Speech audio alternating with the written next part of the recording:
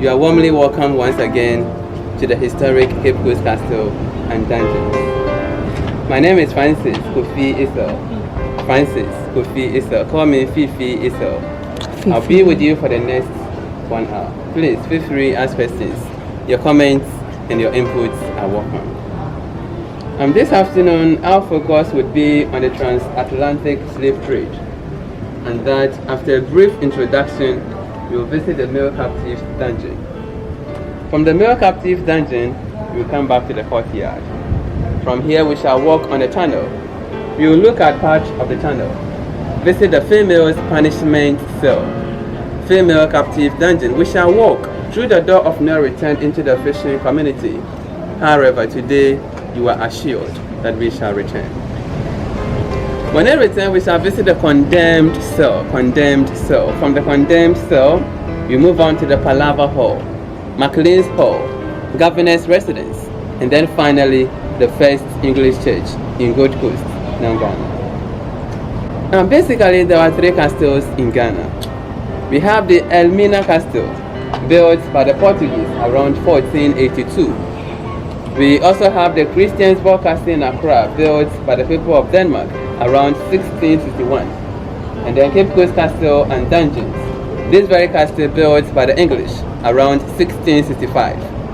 However, in the whole of West Africa, Europeans built about 66 forts and castles.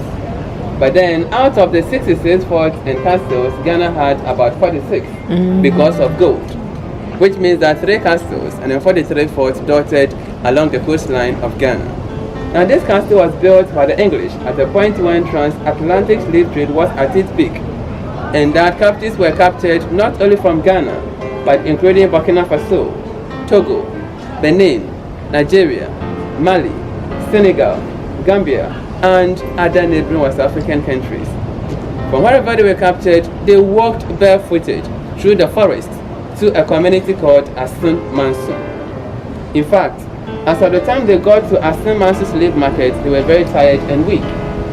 They were hungry and thirsty, so they gave them some food to eat. They gave them some water to drink.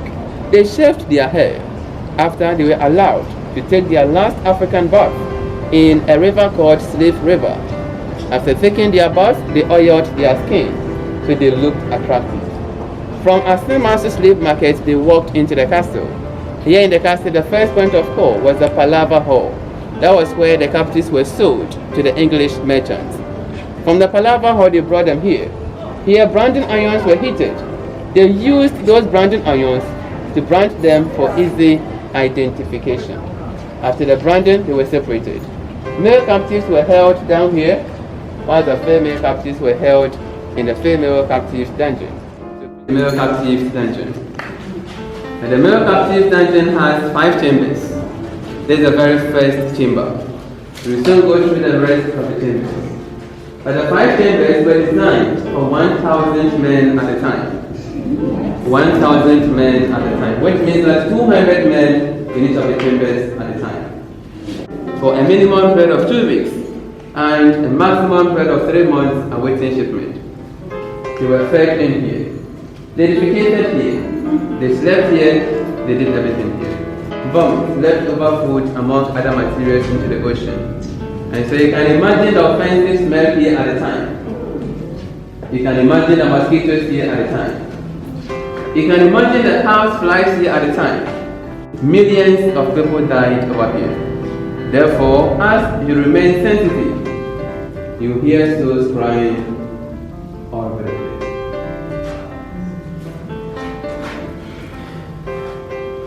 In 1974, a group of archaeologists from the University of Ghana, Legon, they came in to excavate this very chamber. And they discovered that the chamber was made of feces, urine, vomit, leftover food, among other materials.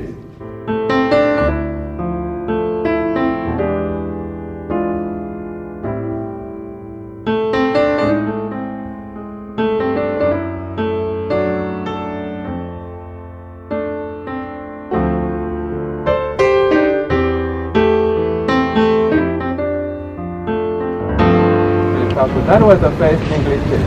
The first English church in the whole of West Africa, established around 1752.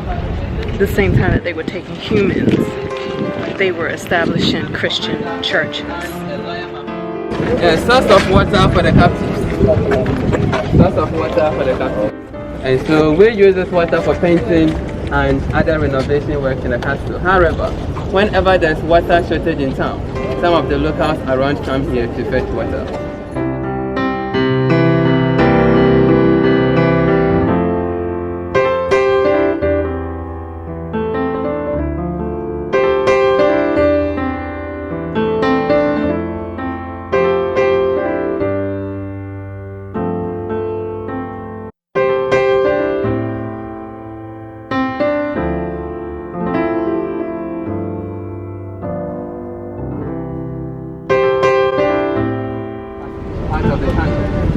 So from where we saw the shrine, in chains and shackles, they walked in a total darkness without knowing where they were going. The soldiers stood here to instruct them to keep moving. Hey, move, move, keep moving, move.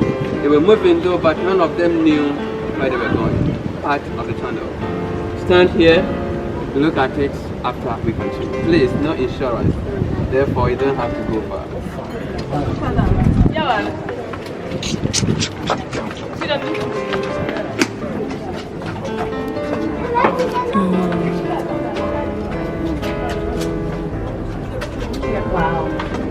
They threw the people who passed away down in that hole, or if they fought back, rebelled, anything, they beat them up, made them move down here. They didn't know where they were going, and this is where they will ultimately end up, and then they would get pushed down into that hole and die, or they will already be dead. This is where all the bodies would be.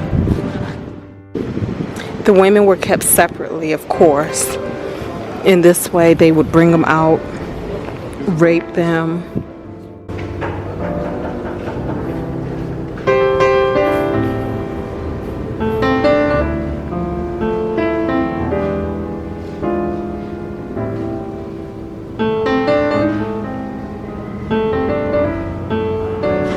And so, as established earlier, this edifice was built by the English in 1665. We are now in 2018, therefore we can conclude that the edifice is 353 years old.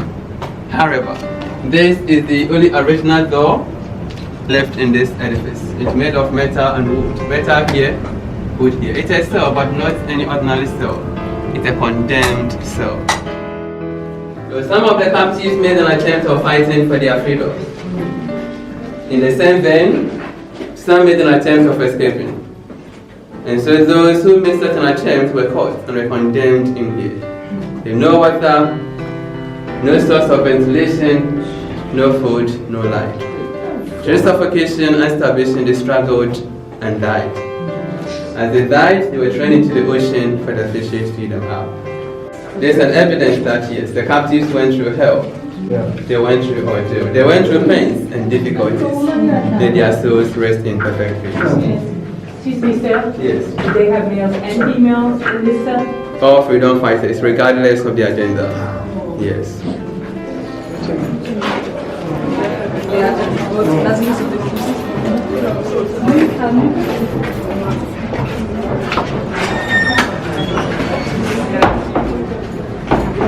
Door of no return.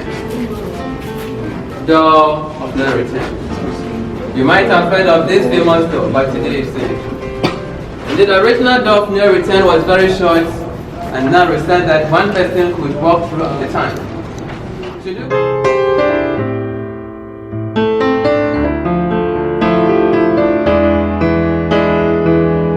Now their homecoming is symbolic. It is to break the idea of no return so that brothers and sisters in the diaspora can come back to pay homage to the ancestors. The door of no return has been reversed to the door of return, just as you see up there. So on that score, we can now return.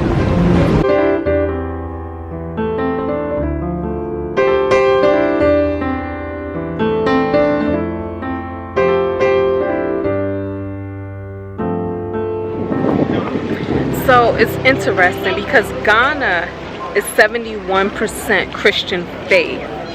And then just being here before the colonizers, the conquerors, the slave masters landed on these shores, the people in this country worship nature, worship God through creation, that sort of thing. And then at the same time that slavery was being established as a practice, and this castle was being built where the master, the governor, lived on top, the soldiers lived in the middle, and the slaves lived beneath. They was establishing churches, those same religions that 71% of this country participates in.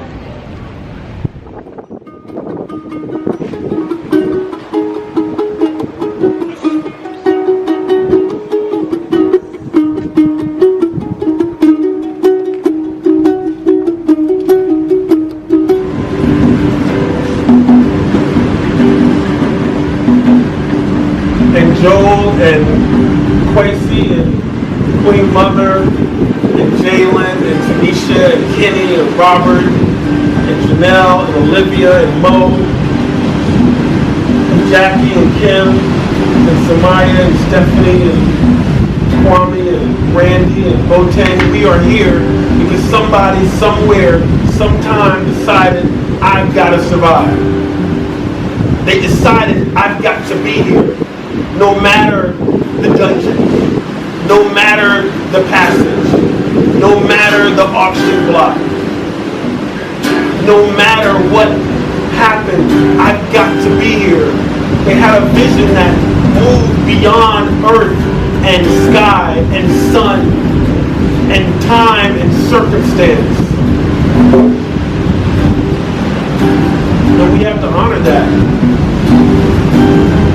All of us here on this trip is a testament to that, is a tribute to that, to the people who came before us, who laid this foundation. We're all here for a reason. It is not accidental.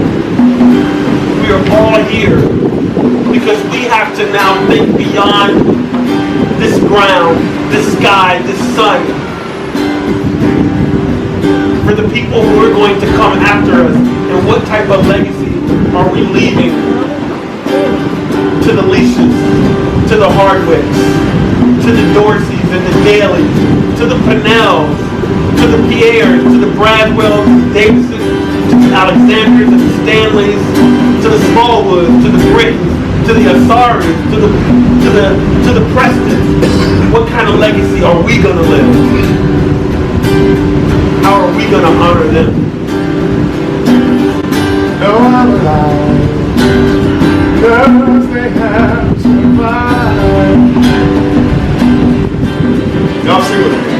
I know I'm alive, because they have survived. I know I'm alive, because they have survived.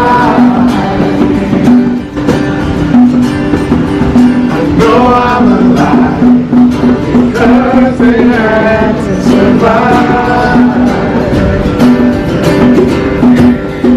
I know I'm not alone again, and I know I always can depend on the times I hear laughter in the wind. Promise to take care of you. Now it's time for something new. Your presence will encourage us always. Encourage us always, encourage us always, encourage us always. I hate to say slave house number one, because it was a house of enslavement. We were not slaves. Some of us may have been working for a king for free and lived in a kingdom, but we were not mistreated to the level of what we got sold to. At my school, I learned about slavery. You know, they tell you to have this, but they usually like provoke you instead of like being thankful and grateful, they just go more like, well, it happened, you gotta get over it and move forward. It's not more of a be grateful that this happened to our ancestors. But going to that castle, it's way more intense than what they teach, because like at the table, even me being there and him explaining, I still didn't get how severe and terrible and horrible that whole situation was. Like, I'm like, alright, they probably had some type of sanitary something, like they had something. They didn't have anything. I couldn't do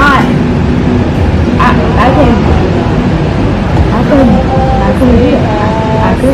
That's just something that's too much. And I'm just happy that I was put in this century and that somebody like else was there.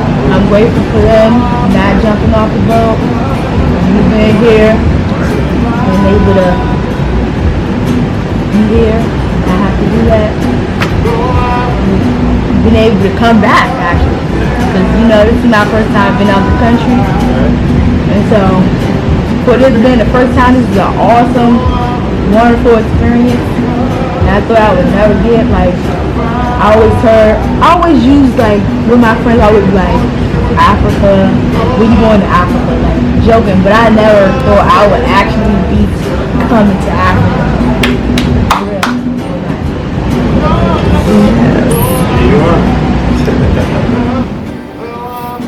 And I think what I'm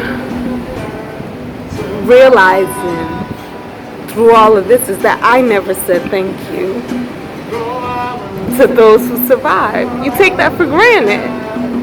Everybody talks about how everybody always says about if they were a slave or if they were this or they would have been that, they would have killed themselves, they would have did this, they would have did that. But if it weren't for them, there would be no us. And that is where the ultimate gratitude, like Jaylin said, has to be placed. Because if they did not choose to survive in the mental capacity it took, because baby, when I was in that room with no ventilation, I was like, oh no, yes. So the mental capacity it took just to say, I am going to live, is the strongest strength ever. And to my ancestors, I just want to say thank you. Thank you.